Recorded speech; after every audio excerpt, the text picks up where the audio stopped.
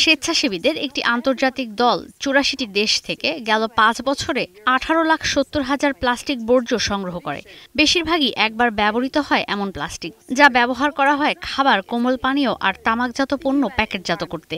এর মধ্যে অর্ধেকেরও কম plastic company ফিরিয়ে নেয়, বাকিগুলোর কোনো দায়িত্বই নেয় না কোনো প্রতিষ্ঠান।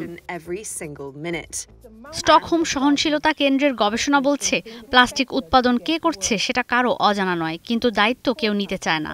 এই প্লাস্টিকগুলো বহুজাতিক প্রতিষ্ঠানের পণ্যের মাধ্যমে গ্রাহকের কাছে পৌঁছায়। এর মধ্যে অল্ট্রিয়া আর ফিলিপ মরিস ২% প্লাস্টিক বর্জ্যের জন্য দায়ী। ড্যানন আর নেসলে উৎপাদন করে ৩% প্লাস্টিক বর্জ্য, পেপসিকো ৫% আর কোকাকোলার প্লাস্টিক বর্জ্য উৎপাদনের পরিমাণ সর্বোচ্চ ১১%। সংবাদ মাধ্যম দ্য গার্ডিয়ান কোম্পানিগুলোর সঙ্গে যোগাযোগ করলে পেপসিকো জানায়, পুনর্ব্যবহার করা যায় এমন প্লাস্টিক দিয়ে ২০২৫ সালের মধ্যে শতভাগ পণ্য প্যাকেটজাত করার প্রতিশ্রুতি দিয়েছে তারা। নেসলে জানিয়েছে, গেল ৫ বছরে একবার ব্যবহার করা যায় এমন প্লাস্টিকের ব্যবহার প্রায় ১৫% কমিয়ে এনেছে তারা। বিভিন্ন স্বেচ্ছাসেবী সংস্থা পদক্ষেপ নিলেও উল্লেখযোগ্য হারে কমছে না প্লাস্টিকের ব্যবহার। ২০০০ সালের শুরু থেকে এখন পর্যন্ত প্লাস্টিকের উৎপাদন বেড়ে দ্বিগুণ হয়েছে, যেখানে মাত্র ৯% প্লাস্টিক পুনঃপ্রক্রিয়াজাত করা যায়। বহুজাতিক প্রতিষ্ঠানগুলোর ওপর করা গবেষণা বলছে, ১% প্লাস্টিকের উৎপাদন বাড়লে সঙ্গে সঙ্গে ১% প্লাস্টিক দূষণ বাড়ছে। তবে এই গবেষণায় নেই চীন, কোরিয়া আর জাপানের প্লাস্টিক দূষণের তথ্য কিংবা পুনঃপ্রক্রিয়াজাতকরণের ভবিষ্যৎ কোনো পদক্ষেপ। প্রতিবেদনে বলা হয়, প্রতি বছর কোম্পানিগুলো ৪০ কোটি টন প্লাস্টিক উৎপাদন করছে।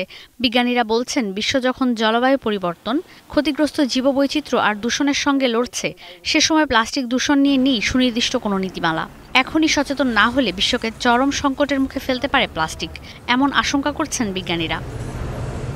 যদিও হোটেলে শ্যাম্পু প্যাকেটজাত করার ছোট বোতল আর মুদিপণ্যের জন্য প্লাস্টিক ব্যাগের ব্যবহারের উপর নিষেধাজ্ঞা দিয়ে একটি আইন পাশ হয়েছে ইউরোপিয়ান পার্লামেন্টে। ইউরোপীয় ইউনিয়নের এই নীতির এখনও অনুমোদন প্রয়োজন ইইউর সদস্য দেশগুলোর কাছ থেকে। পরিবর্তন আসতে পারে খাদ্য ও পানীয় প্রস্তুতকারক প্রতিষ্ঠান আর রেস্টুরেন্টের প্যাকেজিংয়ে। ২০৩০ সাল থেকে ইইউতে নিষিদ্ধ হবে ফল, সবজি, মুদিপণ্য, রেস্টুরেন্টের খাবার আর ছোট কসমেটিক্স পণ্যে প্লাস্টিক প্যাকেজিংয়ের ব্যবহার। ২০২৯ সালের শুরু থেকে একবার ব্যবহারযোগ্য প্লাস্টিকের বোতল আর ক্যান সংগ্রহ করা হবে প্রতি বছর। ঈশিতা ব্রহ্ম, এখন বিশ্ব। সানবিট সব দিবে সামাল। সানবিট ম্যাজিক প্রেস ডিশওয়াশিং এর মাথা ঘোরানো সলিউশন।